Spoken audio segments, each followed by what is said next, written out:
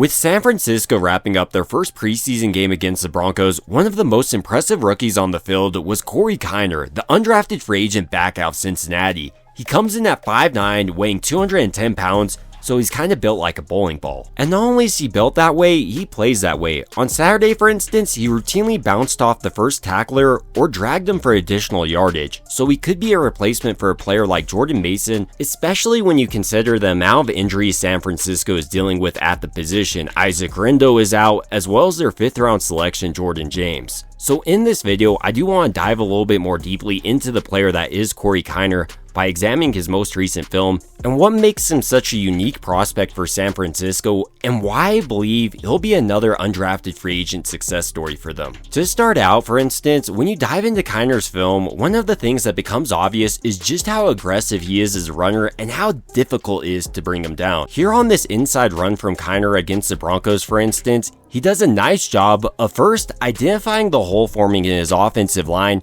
then without hesitation, he puts his foot in the ground and shoots it hard. And then like a true power back, he sees 31 trying to tackle him. He says, get a little bit of this, runs him over, doesn't stop there though, shows off his great contact balance, puts a hand in the dirt, and keeps running, picking up additional yardage for San Francisco. Alongside his ability to just run people over, I love his vision and footwork. Here, for instance, he does a great job of identifying this defensive lineman making his way into the backfield, so he continues to press this outside gap to get the defense momentum flowing that direction. Then at the last second, he hits this little jump cut, which is something I loved on his college film. I mean, it's one of his more underappreciated parts about his game, because routinely, you can see the defense flowing one direction, then KINER will identify a cutback lane, hit it hard like he does here, and like he does here, he's able to pick up additional yardage by dragging this linebacker not 1 yard, not 2 yards, but 3 or 4 yards. And if not for his buddy on this play, it looked like KINER was well on his way to break this tackle and potentially pick up a massive gain. And that's the thing about KINER, he's truly uncanny with his ability to break tackles both on his college tape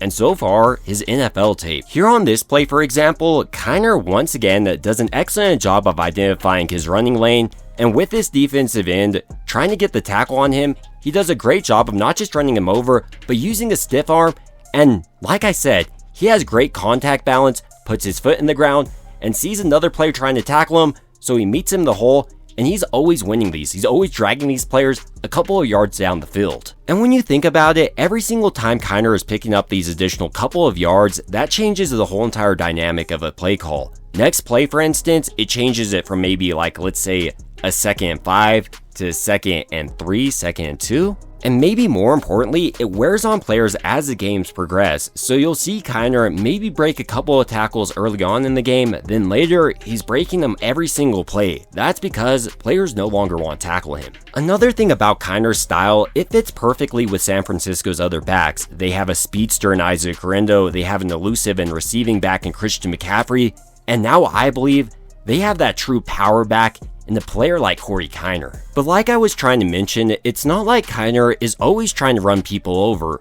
He's also willing to just avoid people if they allow him to. Here on this play, for example, once again, this defensive tackle is able to find his way into the backfield pretty quickly. KINER, though, doesn't freak out at all, hits him with the little jump cut that we highlighted earlier, is able to avoid him, and seeing the hole in the offensive line, this lane he can run behind, he hits it hard, and then watch how he finishes these runs. He's never afraid to make contact and is always keeping his feet churning. It was also nice to see KINER getting involved in the passing game as well. I mean, he's not the biggest back, but here he's able to go outside of his frame, brings it in, and quickly turns up the field, gets out of bounds, and preserves the clock on the play. Another part of KINER's game I loved during this Broncos game was his ability to block. If you can't block in Kyle Shanahan's system, you won't see the field. And not only did KINER do a nice job of picking up blitzing linebackers, he did a nice job of coming out of his pass breaks, chipping people, and even did a nice job of lead blocking here for Tanner Mordecai. So overall in his first game, you can't really dock KINER for much. I mean, he did everything San Francisco asked, and maybe a little bit more.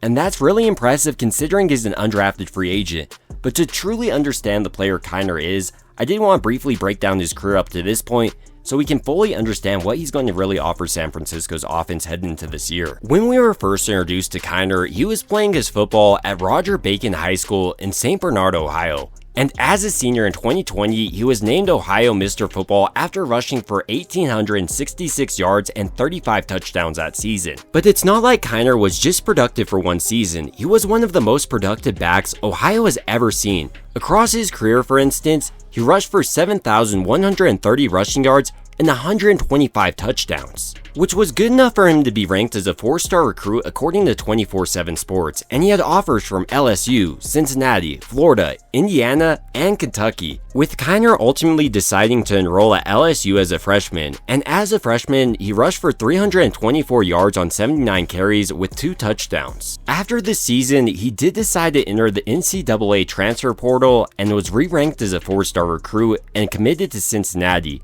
and during his 2022 season, he rushed for 362 yards, had 5 touchdowns, and the following year in 2023, he became the true starter. And that year, he broke out in a major way. He was a starter for all 12 games, rushed for 1,047 yards, averaged 5.5 yards a carry, and also had 5 touchdowns on the year. And last year as a senior during his 2024 season, he started in all 12 games, had 1,153 yards on the ground, 5.7 yards a carry, and 4 touchdowns. So after being one of the most dominant backs in Ohio's history as both a college and high school player, KINER decided to enter the 2025 draft last year, and at the combine, he came in at 5'9", weighing 210 pounds, so he's built truly like a bowling ball, and he ran his 40-yard dash in 4.57 seconds and his 10-yard split in 1.59.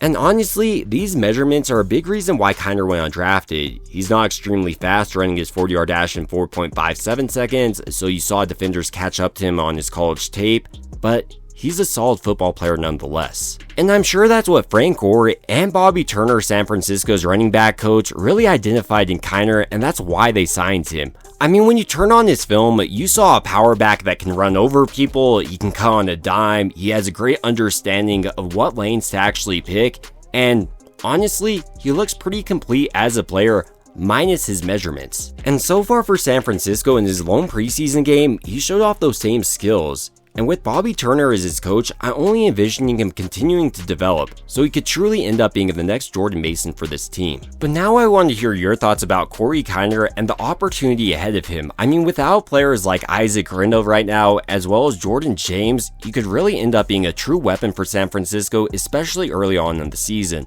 But now, I want to hear your thoughts about his preseason game. Do you think he played up to his expectation? Or would you rather see a player maybe like Amir Abdullah or Patrick Taylor Jr. take his spot? It would also mean a ton to me if you did enjoy this video, if you could go ahead and like and subscribe. It truly helps out the channel a ton. And as always, I hope you guys have a great rest of your day.